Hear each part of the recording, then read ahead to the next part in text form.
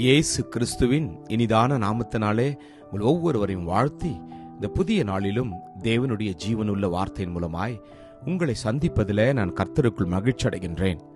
நீதிமொழிகள் 3:11. என் மகனே, நீ கர்த்தருடைய சிட்சையை அற்பமாய் எண்ணாதே, அவர் கடிந்து கொள்ளும் பொழுது சோர்ந்து போகாதே. ஆமேன். கர்த்தருடைய நாமம் மகிமைப்படுவதாக. தேவன் யாரிடத்தில் நேசிக்கிறாரோ, தேவன் யாரிடத்துல அன்பு கூறுகிறாரோ அவர்களை அவர் சிட்சிக்கிறார் என்று என் வேதம் சொல்கிறது. சிட்சிப்பது என்றால் என்ன? நம்மை அவர் தன்னுடைய வழியிலே நடத்த நம்மை திருத்துவது, உங்களையும் என்னையும் அவருடைய வார்த்தையின்படி நடக்கும்படியாய் நமக்கு அவர் சொல்லிக் கொடுப்பது.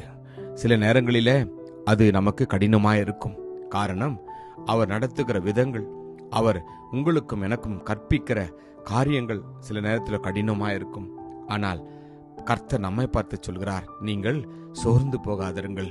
இப்பொழுது அது நமக்கு கடினமாகத்தான் இருக்கும், ஆனால் பிற்காலங்களிலே அதில் பழகினவர்களுக்கு அது மிகவும் நன்மையை கொடுக்கும் என்று வேதம் சொல்கிறது. தொடர்ந்து நாம் வாசிக்கின்ற போது, தகப்பன் தான் நேசிக்கிற புத்திரனை சிட்சிக்கிறது போல கர்த்தரும் எவனிடத்தில் அன்பு கூறுகிறாரோ அவனை சிட்சிக்கிறாராம். ஆம், யோசித்து பாருங்கள். ஒரு தகப்பன் தன் பிள்ளையை நேசிக்கின்ற போது, அந்த பிள்ளைகள் தவறுதல் செய்கின்ற போது கண்டித்து உணர்த்துகிறார். ஏன், சில நேரங்களில் அடிக்கவும் செய்கிறார். நம்முடைய பரம தகப்பன் உங்களையும் என்னையும் அதைவிட அதிகமாய் நேசிக்கிறார்.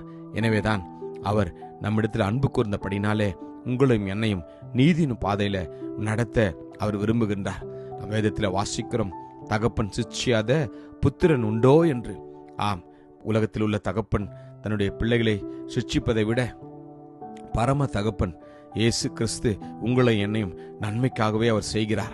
இதோ, தேவன் தண்டிக்கிற மனுஷன் பாக்கியவான், ஆகையால் சர்வ வல்லவருடைய சிட்சையை அற்பமா எண்ணாதிருப்போம் என்று. எனக்கு பிரியமானவர்களே, இந்த நாளிலே தேவன் உங்களை என்னையும் இந்த பாதையிலே நடத்துகின்ற போது நீங்கள் கலங்க வேண்டாம்.